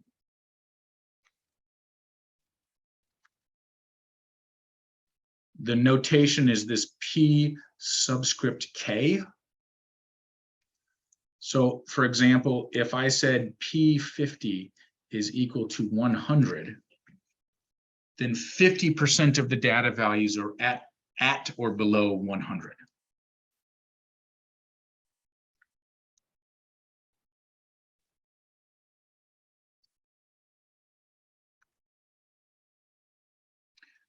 This shows up again in chapter 7. We're going to connect percent and percentile to probability and area, and then it becomes fairly useful. So for now, just kind of get comfortable understanding what the percentile is and what this notation looks like. And then the final measurement is just a riff on percentile. It's just a special percentile, and that's called a quartile. And there are, the 3 quartiles are Q1, Q2, which we rarely talk about, in Q3. So Q1 is just P25, Q2 is just P50, and Q3 is P75. In other words, 25% of the data, 50% of the data, 75% of the data. And if you think about the definition of median, Q2 is also just the median.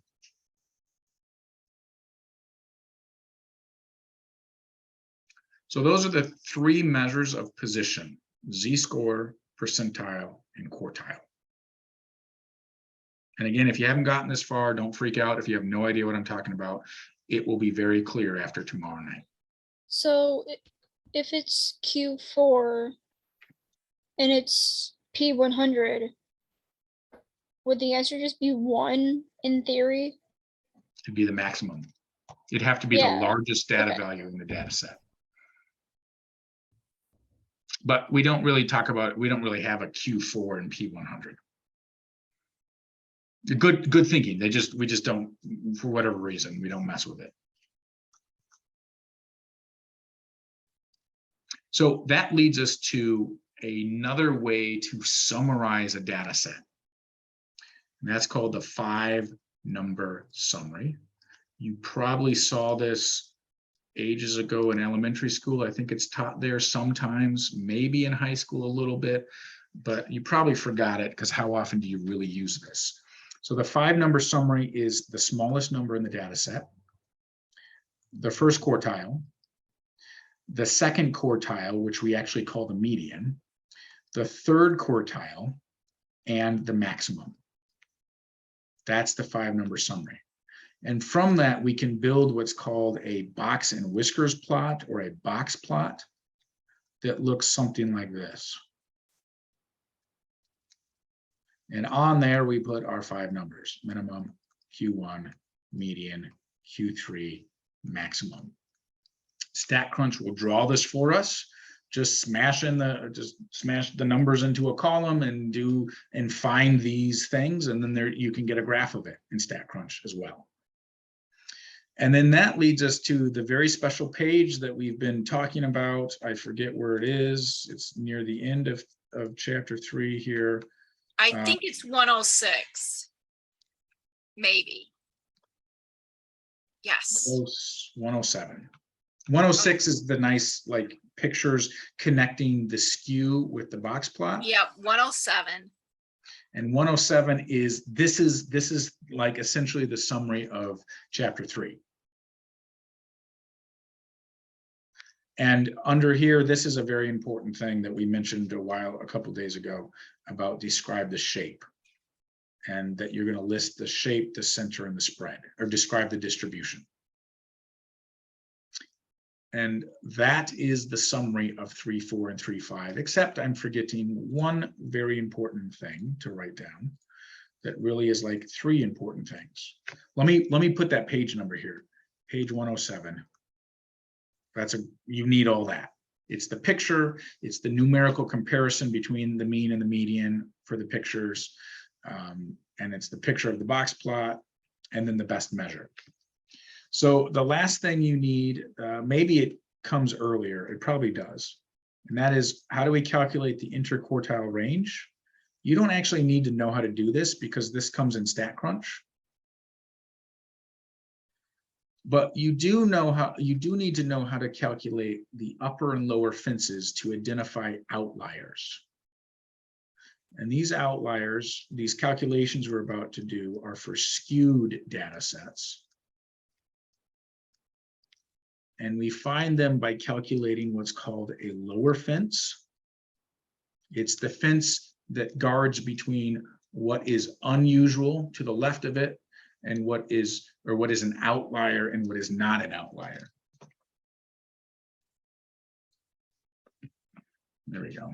I'm not a prisoner of my own home. So this is calculated as Q1 minus 1.5 times the IQR. So these would be called outliers that are extra small. And then there's the other formula is the upper fence. And it's unfortunate because these formulas are really, really similar. It's Q3 plus 1.5 times the IQR. So there's only 2 little differences between these formulas: the subscript number here and the plus and the minus. Really easy to mess them up. And I don't think StatCrunch does these calculations for us automatically. So the upper fence, is that going to be for the bigger outliers then? That's it. And if there's an outlier, it's always, the maximum is always going to be it for the upper fence. There could be others, but that's the largest data value in the data set. And so if the lower fence is smaller than the maximum, bam, there's your outlier, or the upper fence is below the maximum. And the same thing for the minimum, that is guaranteed to be the lower outlier if it's below the lower fence. And what we mean by that is a number smaller. So let's say this is equal to 17, and let's say the minimum is equal to 5. Well, 5 is less than 17, so this is considered an outlier because it's below 17. Remember, for symmetric data sets, we have our definition of 2 standard deviations above or below the mean. That's essentially the fences for skewed data sets. And then we also can talk about the percentages. But for a skewed data set, there's not that symmetry. So if it's skewed right, so if it looks like this, most likely the outliers are above the upper fence. If it's skewed left, most likely the outliers are down here, so they're going to be below the lower fence. Most likely. It's not necessarily guaranteed. Okay. You're still going to learn this stuff. Well, you're going to finish the notes. When we get back together on Monday, we'll look at the worksheet, the I'll have to look. We'll probably look at this one and this one for 133. And then we're done with chapter 3, which means we're ready to do the chapter 3 review. And so if you have extra time, because I know all of you just have hours and hours of free time, you could start this. Remember, Cindy and I talked about, we're hopeful that you do this without our help. In other words, we're not going to like take the whole class time to work through this. You're going to do your best to figure it out. And when you get stuck, when I say, are there any questions on anything like we did tonight, you'll say, let's look at chapter 3 review, question D.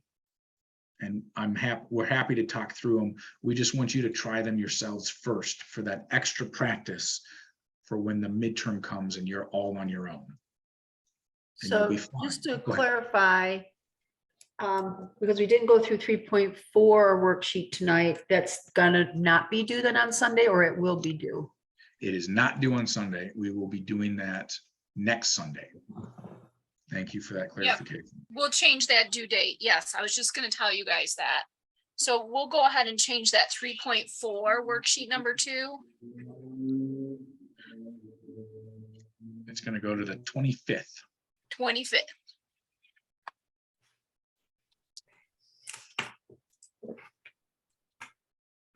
So I feel good about what we've accomplished tonight. I'm not going to talk anymore. Well, I will talk. I'm not going to ask you to do any more work. I would like to answer any questions anyone has. If you're happy with where things are for you, you know what's going on, then have a great evening. Enjoy class with Cindy tomorrow night. Have a great weekend. We'll see you on Monday. If you have questions for us about anything, I'll hang out as long as you need and answer any questions you all have. So we're not doing projects 2 and 3? We're going to do project 3, but we'll do it on Monday. I think it's also a really good review, or maybe we'll decide not to. We'll do it in class. Okay, but we're not doing 2. So project 1 will be due on Sunday. Okay, So you guys can mark off for right now, cross off project 2. And he will decide, so project 3 is not due on Sunday. I already deleted project 2, so you can't even see it. all right. And then yes, 3.5, Sarah, will also move. I'm doing that as we speak here.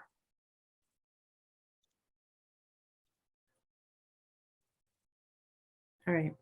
No worries, Emily. As long as I haven't graded it, it's fine. I did note someone tried to upload a file after it had been graded and discovered it wouldn't let them.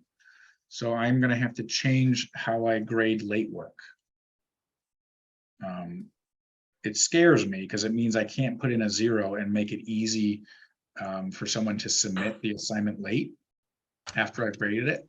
So I'm going to do some thinking about that or try to see if there's another way around it where it like makes late work automatically a 0. I don't know. We'll have to see. 'Cause I So, want you to go ahead. no, I don't want to interrupt you. No, you're good. I already turned in my one worksheet that I screwed up that one thing on. Turn So, it in again. okay, so I can because I made the right answers on my worksheet now, so turn it in again. Yep. All Yep. right, cool, thank you. I'll see you guys, I'll see you next week, and Oh. I'll see you Cindy tomorrow. I'll see you Sounds tomorrow. good. Yeah, good class, thank you. So just to clarify then, on homework, do we do 3.4, 3.5 then, even it's on the list? We'll gonna- see after tomorrow. Okay. You can work on it. You guys remember you can work past the due date. So if you don't feel like, I mean, there's a remember those are suggested due dates that we have in there. So no worries. Like after tomorrow, you will be done with 3.4 and 3.5 after tomorrow. Okay. So if we want to do it, we you will could. have the knowledge to do that homework. Okay, cool. All right. So if you feel like you want to do it, go ahead and do it. Okay. So I am We'll so assign it confused eventually. about I'm so confused about what is due. So I logged out and logged back in, but I still see the chapter 3 project 2. Um, You You on might here. not have done it for both classes yet. I think I did Okay. it in the wrong class. I'm getting there. Sorry. It's Okay. I do have a quick question about the homework turning in. So I printed out my course workbook and it screwed it all up, had the wrong page numbers on the wrong pages, and I was uploading all the wrong stuff. Now, since then, I got the bookstore to send me one. So now I'm all straight with that. But I got a message saying I needed this page uploaded. A couple of them, I hadn't been able to figure it out. So I put it in the feedback. So like I uploaded the right file in the feedback because it wouldn't let me on the other one. And then when I was looking at 1.1 worksheet 3 or something like that, I was missing the second page. And I was able to replace the first one with the second one. I don't know, it's all messed up, but I know going forward, I've got this stuff all in order. But those first few assignments, I do have some that are in the feedback, and I can try to change those around if that would help. no, don't worry about it. They're there. I can get them. Or you could just email it for that, just those few assignments. I think it was like 3 or 4 of them. I'm not rightly sure. I know that I've got them. They're in there. They're in the feedback and they're in the other one, but I can email them if that would be helpful. I'm really bad with emailing that way, so that won't help me. Okay. No. But if they're for Cindy's class, you can email them to Cindy too. Yeah, Nicole, were any of those for my class?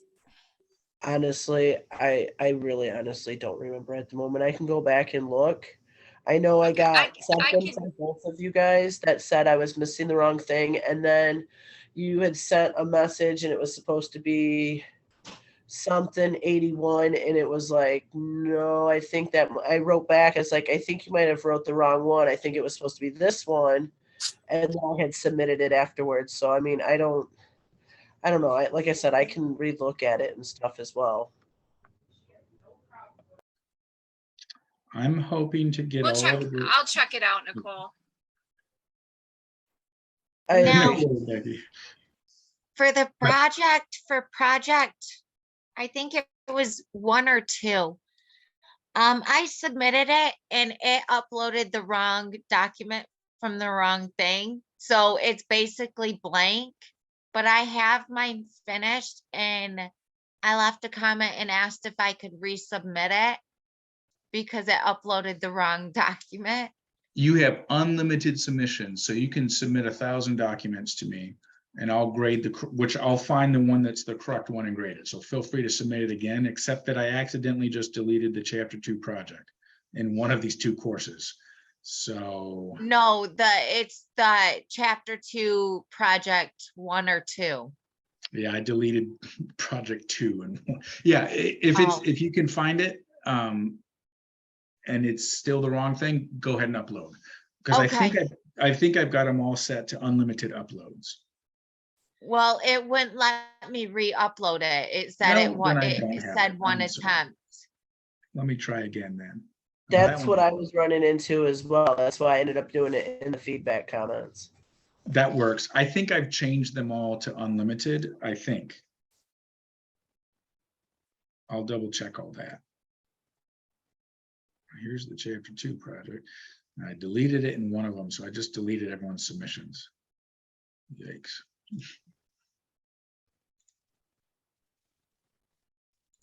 Okay, oh, project.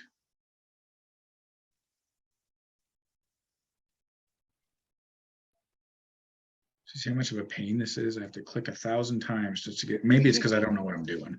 But here we go. We're about to get to chapter 2, project 1. Come on.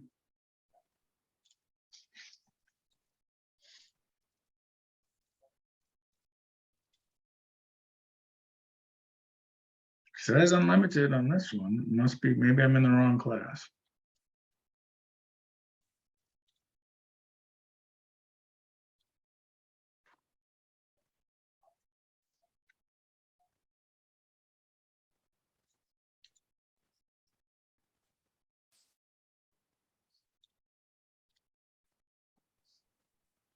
Yeah.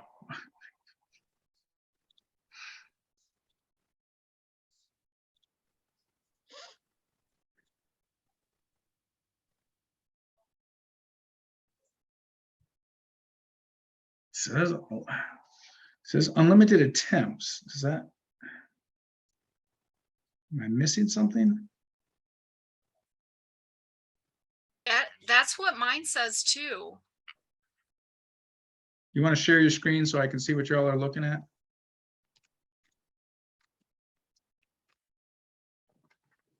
I mean, I don't know. So you guys are still saying that it says 1? Eric could have changed it after you tried to do that. So I would say try to do it again. He might have changed it to unlimited after Right. you had tried to, resubmit it. It will say attempt 1 of 1. It'll say that if you've submitted something, but that doesn't mean you can't submit again. I think.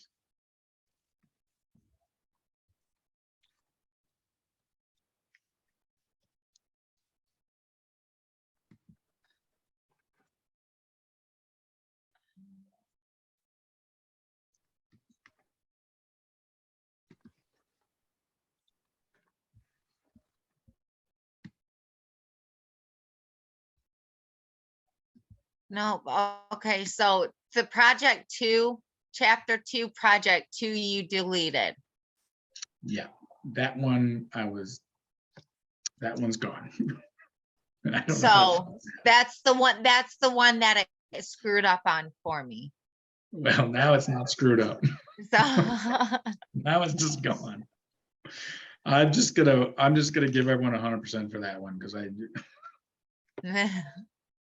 I was trying to delete the chapter 3 project 2 and it didn't delete. I don't know what happened. yeah, so that was just my only question with that one. Okay, good. So Okay, I did find where it does let me do the unlimited attempts. What it does is it erases my previous uploaded thing and only lets me upload 1 file at a time. So I now looking back, I got the right page uploaded, but now I have to go back and find the first page, but you already graded the first page and just needed the second page.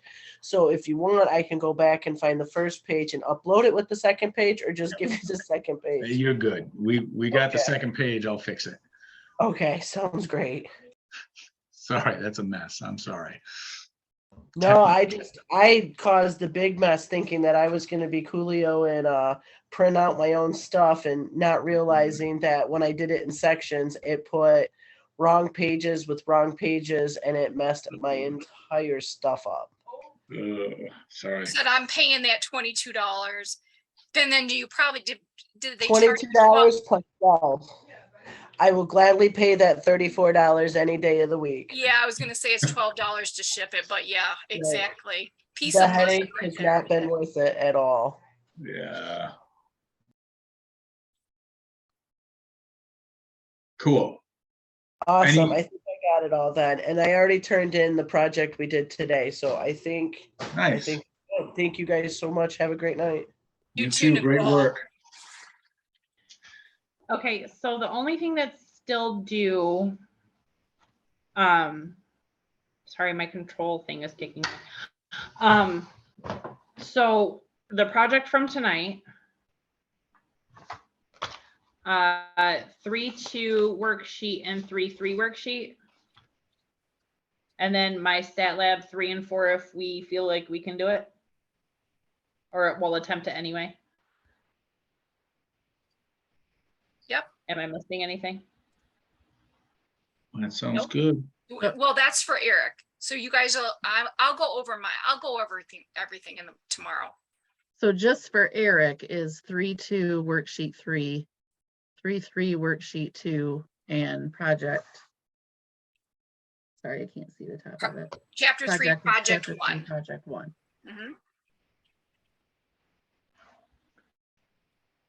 Because you guys need to remember that you're gonna do my 033 quiz 1. That's gonna be the important thing for me. Are we doing, is that a in-class thing or is that on our own thing? That's on your own. Okay. I'll go through everything tomorrow so you know exactly what you need to turn in. Emily, do you mind sharing? Are you still here, Emily? Do you mind sharing your screen so I can see what's telling you? Because on my end, it says unlimited attempts for the chapter 3, project 1. Thank you. Have Hi, a can good you night. hear me okay? Yes. Okay, sorry, I'm camping, so I don't know what my service is like. Oh, okay. No, I am only seeing one attempt allowed. I've tried to close out and then open it back up. So I just don't see